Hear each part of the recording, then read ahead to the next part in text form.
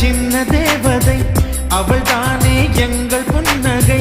நாள்தோறும் இங்கு பண்டிகை, நம் வானில் வான வேடிக்கை. இதுபோல சொந்தம் தந்ததா இறைவா நன்றி சொல்கிறோம்.